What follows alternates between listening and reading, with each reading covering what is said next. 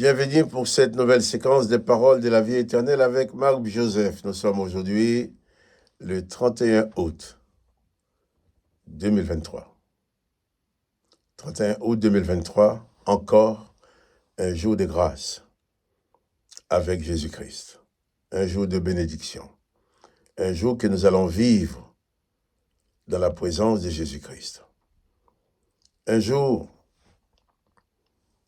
que Jésus-Christ va utiliser pour te bénir, pour se révéler à toi, pour t'accompagner, pour faire en sorte que ta vie se déroule dans la paix, dans la sérénité. C'est Jésus-Christ qui dit, d'abord tout pouvoir m'a été donné dans les cieux et sur la terre, et il est avec toi. Et c'est Jésus-Christ qui dit aussi, je suis avec toi tous les jours, jusqu'à la fin du monde. Tu le sais certainement déjà, ou peut-être pas, mais je suis venu te le dire, ou te le rappeler, que Jésus-Christ est avec toi pour traverser cette journée. Alors, pas de panique, pas de terreur, pas de déprime, pas de découragement concernant le passé, pas de déprime concernant le passé, pas de découragement, pas de déprime concernant le futur, pas de peur pour le présent, car Jésus-Christ est présent dans ta vie, il est présent avec toi, et quand il est présent, il accomplit sa volonté pour toi. Or, sa volonté pour toi, c'est que tu sois sauvé, que tu sois heureux, que tu puisses avoir une vie réjouissante et que tu ne sois pas dans la panique, dans la peur, dans la terreur. Jésus-Christ dit, je suis avec toi tous les jours jusqu'à la fin du monde et il est avec toi. Que son Saint-Nom soit béni. Prends conscience vraiment, sois conscient de cette bienfaisante présence dans ta vie qui est celle de Jésus-Christ, à qui tout pouvoir a été donné, qui a le pouvoir de tout faire. Je répète encore, souviens-toi et n'oublie pas que Jésus-Christ est avec toi. Il ne veut jamais t'abandonner et sa présence te sera toujours favorable. En attendant, n'oublie pas de cliquer sur la vidéo si tu l'aimes pour qu'elle soit proposée à d'autres personnes. Que le nom de Jésus-Christ soit béni. Que toi aussi tu sois béni. Mais si tu demeures dans cette certitude de la présence de Jésus-Christ avec toi, eh bien ta vie ne sera plus faite de panique, de peur, de terreur, mais tu seras dans la paix. Parce que Jésus-Christ, c'est celui qui donne la paix. C'est celui qui restaure l'âme brisée.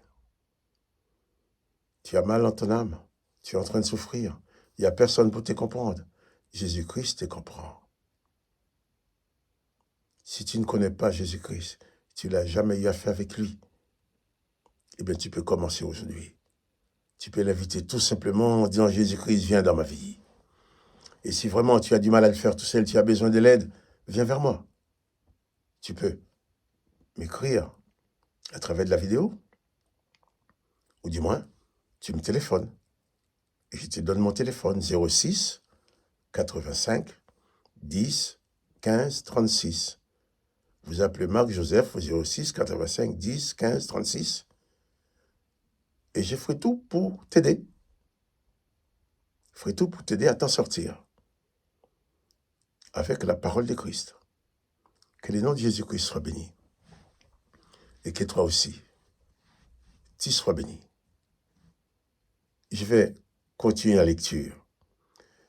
Hier, nous avons lu le passage qui montre comment Jésus a envoyé ses disciples pour lui préparer le repas de Pâques, pour qu'ils puissent manger ensemble. C'est un repas important pour le peuple d'Israël. Nous allons lire maintenant à partir du verset 17. Le soir étant venu, il arriva avec les 12. Jésus arriva avec les 12 disciples. Et pendant qu'ils étaient à table et qu'ils mangeaient, Jésus dit, « Je vous l'ai dit en vérité, l'un de vous qui mange avec moi me livrera. Judas ne savait pas que Jésus connaissait son plan. Apparemment. Mais Jésus le savait bien. L'un de vous qui mange avec moi me livrera. Les disciples commencèrent à s'attrister et à lui dire, et à dire l'un après l'autre, est-ce moi? Il leur répondit, c'est l'un de ces 12 qui met avec moi la main dans le plat. Le Fils de l'homme s'en va, selon ce qui est écrit de lui, mais malheur à l'homme par qui le Fils de l'homme est livré, mieux vaudrait pour cet homme qu'il ne fût pas né. C'est assez triste comme passage, mais il y a une réalité qu'on voit. Jésus qui sait toutes choses, qui maîtrise toutes choses, il connaît même celui qui va le livrer. Et il connaît malheureusement le malheur qui va arriver à cet homme. Car l'histoire, c'est que Judas va livrer Jésus, va trahir Jésus, les sacrificateurs qui l'ont aidé, qui ont bénéficié plutôt de cette trahison, va lui donner de l'argent. Après, Judas va reconnaître son erreur, va faire reconnaître son erreur, il va retourner vers les sacrificateurs pour leur dire, écoutez, j'ai fait une erreur, j'ai rendu cet argent, j'ai livré les sangs innocents. Quand Judas avait se repentir, même pour ces sacrificateurs, ce qui comptait pour eux, c'était de mettre la main sur Jésus. Le repentir de Judas, ils n'avaient rien à faire. Le regret de Judas, pour eux, ce n'était pas important. Ils étaient contents, eux, que Judas soit dans cet état-là. Et n'ayant rien fait pour aider Judas, le texte nous dit, Judas a été se pendre. Pourquoi? Parce qu'ils étaient face à des religieux qui étaient là juste pour accomplir leur sale forfait, pour accomplir leur crime, au nom de leur Dieu, bien sûr. Mais ils n'avaient rien à faire d'une âme souffrante. Et heureusement, Jésus, qui comprenait la douleur de Judas, comprenait ce qui allait arriver à Judas, Jésus ne l'a pas empêché de le faire parce qu'il fallait que ça se fasse. Mais Jésus a accordé le pardon à Judas. Car Jésus a accordé le pardon à tous ceux qui ont contribué à sa mort, même à ses sacrificateurs qui n'ont pas voulu aider Judas non plus. Quand Jésus dit en mourant, nous le verrons plus loin dans les textes, en mourant sur la croix, Jésus dit, Père, pardonne-leur, car ils ne savent ce qu'ils font. Ce que nous devons aussi surtout retenir dans ces passages, c'est que Jésus sait tout, il maîtrise tout. Lorsque Judas était parlé avec les sacrificateurs, Jésus le savait déjà. Jésus n'a pas resté Judas pour autant. Judas était à table avec lui. Et quand Jésus va dire qu'il y a quelqu'un de la table, autour de la table qui va le trahir, tout le monde était étonné. Et Jésus dit, le pauvre Judas, eh bien, c'est pas un bon jour pour lui, c'est un jour de malheur. Parce qu'il va faire quelque chose qui va être pour lui très lourd à porter. Et évidemment, c'était très lourd à porter pour lui. Quand il a été chercher le secours auprès des sacrificateurs, ils l'ont rejeté, ils l'ont repoussé. En disant ce qu'ils voulaient, c'était pouvoir tuer Jésus, donc ils n'ont rien à faire. C'est pour ça qu'il dit, mieux vaudrait pour lui de ne pas naître, au lieu d'en arriver là. Mais Jésus-Christ n'abandonne pas. Il ne nous abandonne pas. Jésus-Christ n'a pas abandonné Judas non plus. Il a accordé le pardon à tous les tueurs et aux Judas, et à Judas aussi. Donc, Jésus-Christ qui nous accompagne, c'est tout, il connaît toutes choses.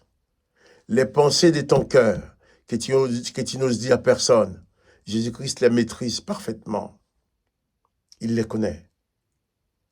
Tes cris de douleur que personne ne peut entendre, Jésus-Christ les entend.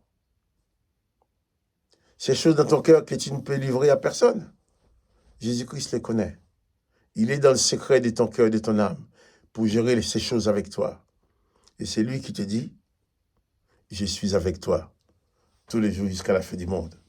Ne crains point. Alors, pas de panique. C'est lui qui est avec toi est plus fort, est plus grand que tous ceux qui peuvent être contre toi. Alors, pas de panique. Sois en paix. Jésus est avec toi durant toute la journée et jusqu'à la fin du monde. Et c'est Jésus qui le dit, je suis avec toi. Je te le rappelle encore, souviens-toi, n'oublie point que Jésus-Christ est avec toi tous les jours, jusqu'à la fin du monde. Que son Saint-Nom soit béni, que toi aussi tu sois béni. Quant à moi, Marc-Joseph, je te demande des petits coups de pouce pour dire que tu aimes. Que le nom de Jésus-Christ soit béni. Toi aussi sois béni. Alors, merci pour les petits coups de pouce. À demain pour une autre séquence de paroles de la vie éternelle.